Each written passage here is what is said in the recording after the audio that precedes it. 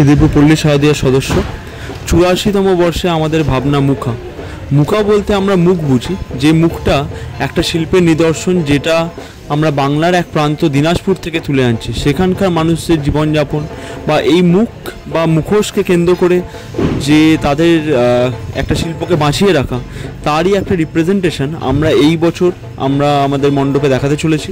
84তম বর্ষে আমাদের শিল্পী শঙ্কর পাল, প্রতিমা শিল্পী সৌমেন পাল, আবহে দেবায়ন এবং এই বিষয়টা নিয়ে পুঙ্খানুপুঙ্খ গবেষণা করেছেন অভিজিৎ ভট্টাচার্য, আলোক নির্দেশনায় কুণাল পাঠক।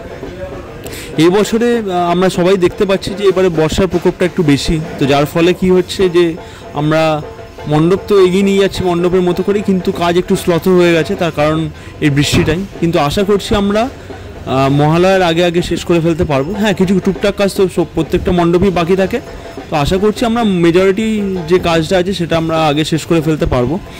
এবছর আমাদের উদ্বোধন হচ্ছে তৃতীয়ার দিন, এবং এই তৃতীয়ার দিন থেকে প্রত্যেকটা দর্শনার্থীর জন্য আমাদের মণ্ডপ খুলে দেওয়া হচ্ছে।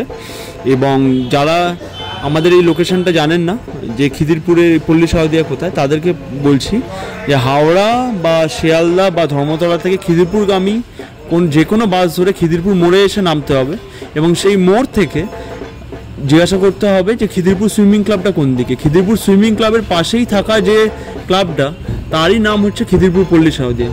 আমি প্রত্যেককে আমন্ত্রণ করব আমাদের মণ্ডপে আসুন, আমাদের এই ভাবনাটা দেখুন।